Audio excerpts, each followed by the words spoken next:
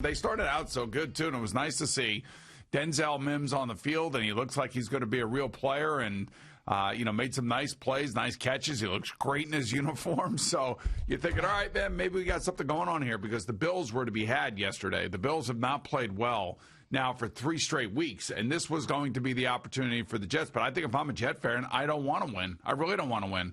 Because I want to start over. I really want to start over. I can't watch this anymore. I can't watch inept offense. I don't care who's calling the plays. It's just the answers after the game leave you just absolutely totally frustrated. Your young quarterback is trying, but he's playing with a bad shoulder. I don't care what anybody says. He was under duress yesterday, especially in the second half, in which they only had 4 total yards. You basically have a mishmash of offense that makes no sense. I mean, in a league where teams are scoring, like you said, over 30 points, and watching this game last night between Seattle and Arizona, you're watching these quarterbacks going back and forth. Same thing in Pittsburgh and Tennessee, back and forth. All the craziness that happens around the NFL, it seems like every Jet game is a dud. It's a dud. It's just offensively, it's like you got to be – guys, there's got to be more than this. You could have ran quarterback sneaks every play in the second half and gained more than 4 yards, for God's sake. I mean, it is just unwatchable. It really is. I mean, and even though, I picked the Jets anyway with the points, and obviously they covered, it still was just an atrocious offensive output, and it's hard to watch. It's hard to describe. I was trying to describe earlier this morning Cam Newton's performance up in New England, which was 2 weeks in a row now where he looks like he is completely lost. And I'm thinking that's where the Jets have been since week 1.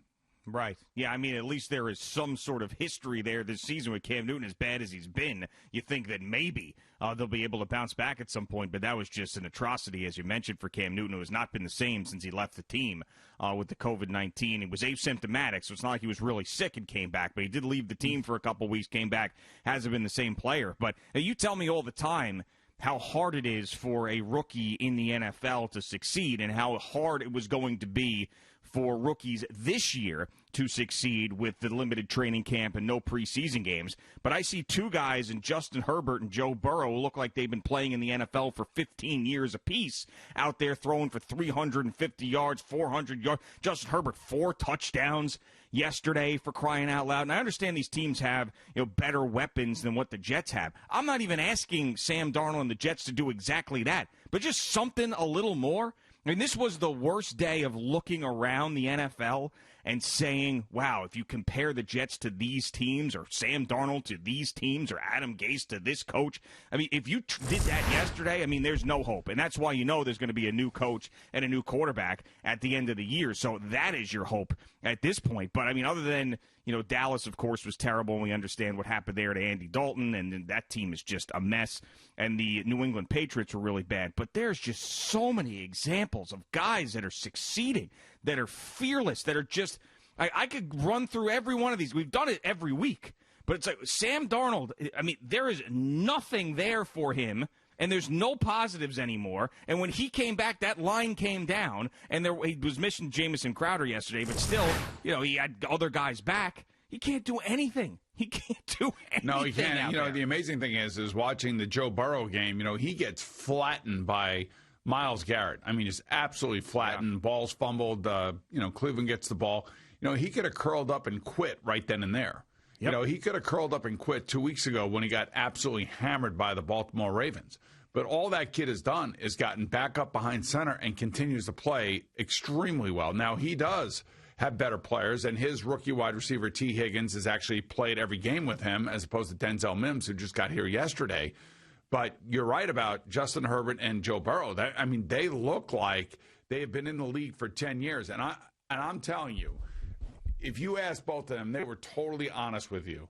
They would tell you that they are mentally exhausted. I would tell you that. But I would also tell you that they have the it gene, the gene that doesn't allow anything to affect them when they're playing. And they just go out and they play ball. And it looks like they're having fun playing ball. To me, watching the Jets yesterday, watching the Patriots yesterday, these are 2 teams that look like they are not having fun. They are just like grinding. and you could see helmets slamming on the sideline. You could see screaming and yelling between players. You could see a coach that, at least Bill Belichick has his Super Bowls and everything else.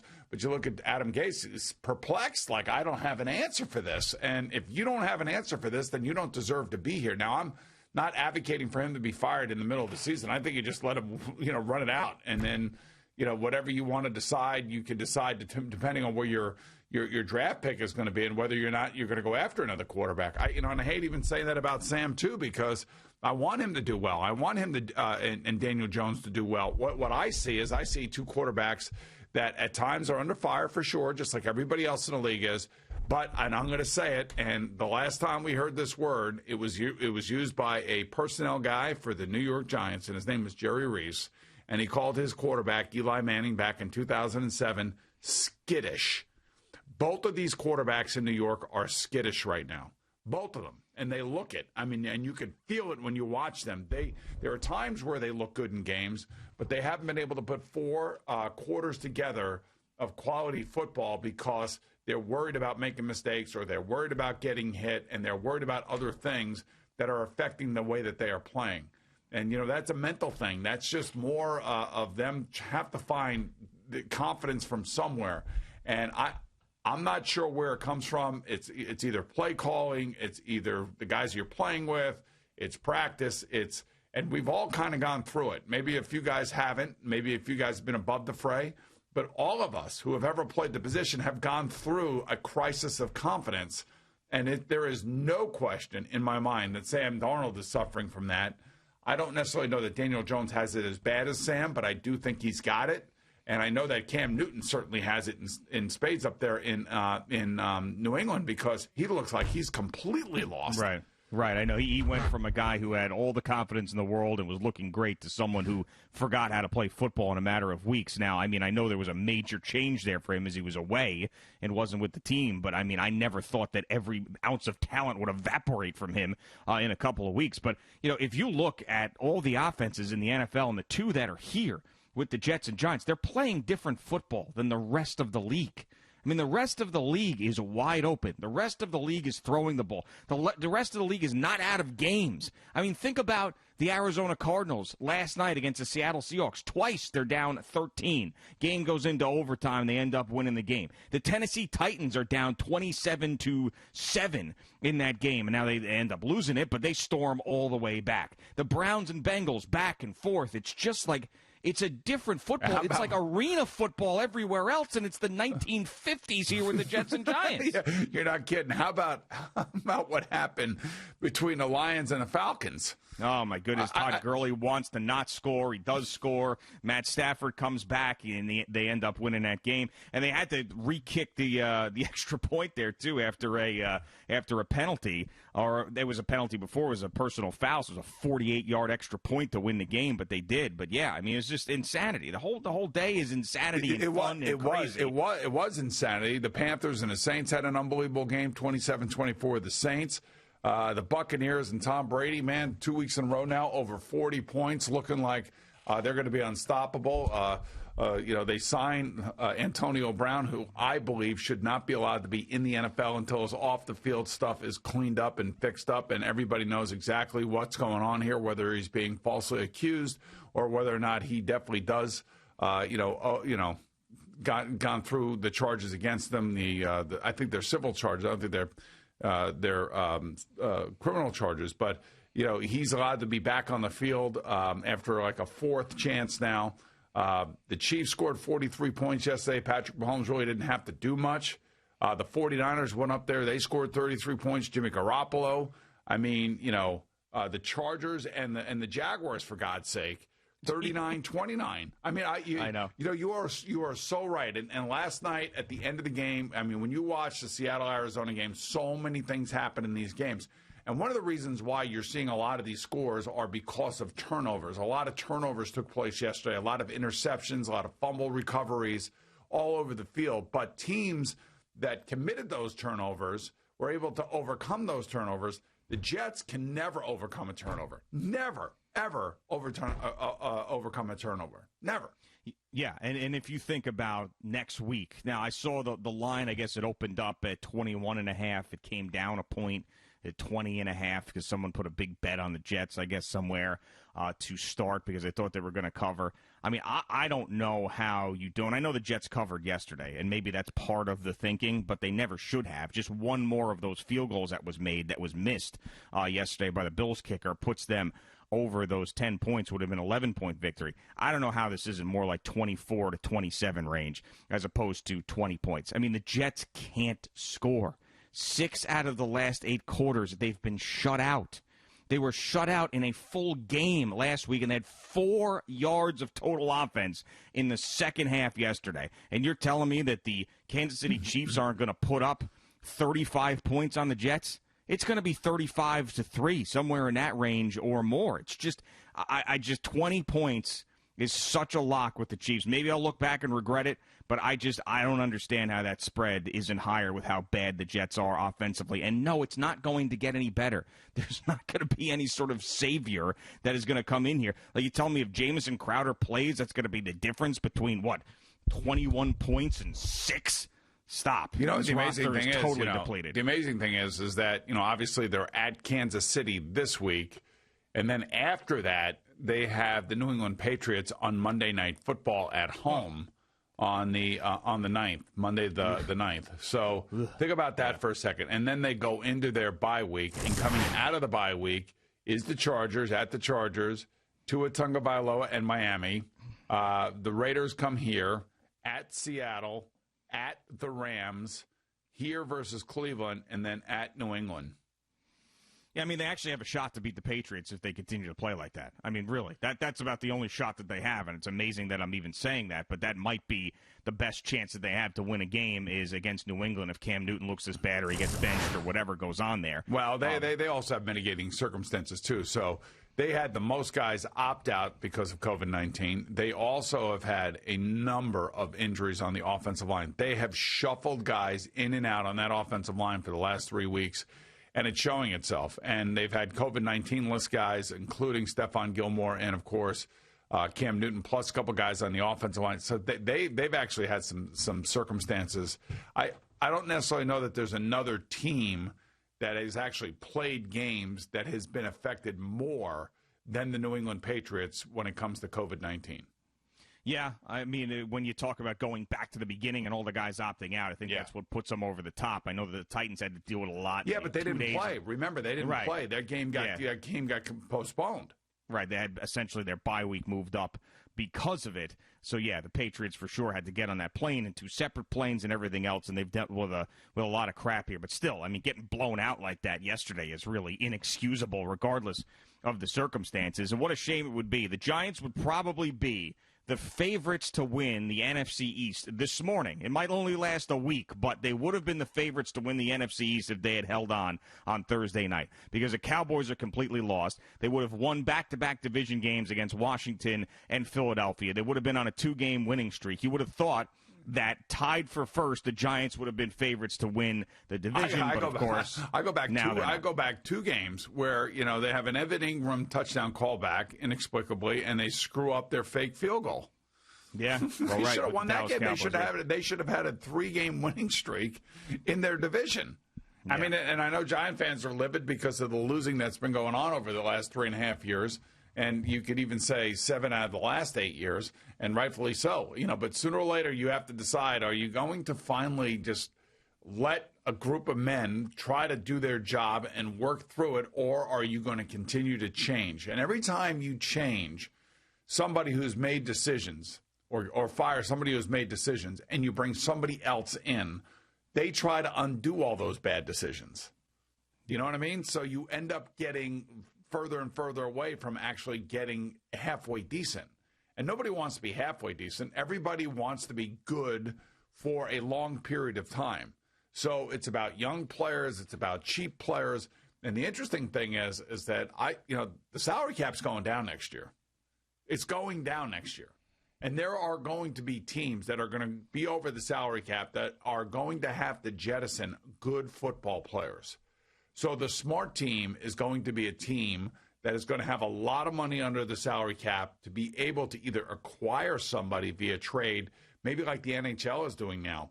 You trade somebody along with the draft pick, so somebody will take on a salary. That may be the case in the NFL come draft time. Once the season's over and the dust settles and everybody sees what the money looks like, what the salary cap looks like, there are going to be players that are going to be out there and available, and you may be able to extract some of those players with another draft pick.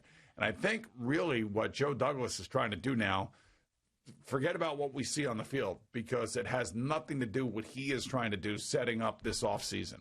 This offseason, they're going to have a lot of money under the salary cap, and they're going to have a bunch of draft picks, and they're going to have they're going to have most likely the 1, 2, or 3 draft pick overall in the draft, and that's when the rebuild is legitimately going to begin, and most likely it will begin with the new coaching staff, I would think. And one other thing, just to talk about how bad these teams have been, you know how, like, if you're around any younger kids that are watching sports, that they aren't Knicks fans, because the Knicks have been so bad, there's no reason to pay attention to the Knicks, right? They root for LeBron, Kawhi Leonard, they'll root for a superstar, James Harden. Those are their favorite players, and because TV and the internet is what it is, I mean, it's basically like any team can be your home team. I think that could very easily happen here with a whole generation of kids with the Jets and Giants, because when you look around the league, there's so much excitement everywhere else but here. Like, why would you pay attention to anything that's happening here with these two teams when I can flip on? I could be a Justin Herbert fan. I could be a Kyler Murray fan. I could be a fan of this team, that team, whatever team. Patrick Mahomes. I'm going to be a Patrick Mahomes fan in the Kansas City Chiefs. Why would I watch that slop that I'm watching every week? Why is my dad subjecting me to this nonsense week in and week out where I can watch this team, that team, whatever? And by the way, you're not going to games anymore, because that's where a lot of fandom is born. It's like, I went with my dad to the Jet and Giant game. Well, we're not allowed to do that this year. So it's like, honestly, you can get so distracted with good football as opposed to what's happening right now with the Jets and Giants. It's just so easy for your wandering eye to go to somewhere else. And that is a big problem for both of these teams. And I think that's a major reason why the New York Jets will be getting rid of essentially everybody except for Joe Douglas when this season is over. There has to be a bloodletting. There's no question about it. And I think a lot of that has to do with where they end up in the at the top of the draft. The other thing I will say is we have one team left undefeated. That is the Pittsburgh Steelers, as they almost lost the game to Tennessee in the second half yesterday. And one team winless, and that is the Jets. And that there's far and few between when it comes to teams in the NFL right now that are all making a push to be the best team in the league. I don't necessarily know. I think the Steelers are right there. They're definitely right there. I don't know if that Steeler defense is going to be able to corral the Kansas City offense. The Steeler defense is awesome. Don't get me wrong. And if Ben doesn't throw the interceptions he throws yesterday, I think they walk away with that game in Tennessee. But that will be, to me, that will be the matchup in the AFC. Maybe Baltimore's defense, maybe with Lamar Jackson running. Since they were on a bye this week, we don't think about them. But still, they have a defense. They have a running game that could actually control games. But we've already seen them against Kansas City, and they couldn't do anything against them defensively. So it'll be interesting. And Pittsburgh and Kansas City do not play this year. So we won't see them together until possibly a playoff matchup. But if you ask me, like we were talking about this yesterday, because we have the Super Bowl this year down in Tampa. What is the best Super Bowl matchup? To me, it's Tampa Bay versus Kansas City. I mean, Tampa Bay is lighting it up right now. Right. I mean, they look great. It's funny how Bruce Arians changed his entire tune on Antonio Brown. We'll talk about that later. But, yeah, I mean, right now they look great, and Tom Brady with the Bucs would be a must-watch. I mean, I think, the Patriots aren't going to make it there, but that, of course, would be one of the sexier matchups of all time, too. Quickly, before we go to break, I was talking to our producer, Drew Kaliski, yesterday, and I said, Drew, you got to stop showing the Brady-Gronkowski highlights into the San Francisco Patriot game. I mean, you're going to drive those poor people crazy up there. Anybody down here cares about that. But I was just like, man, could you imagine if you were a Patriot fan and you were watching this? Livid, yeah. Oh. Yeah, right. Thank you for watching. Please like, comment, and subscribe. And don't forget to hit the red bell so you're notified when we have new content.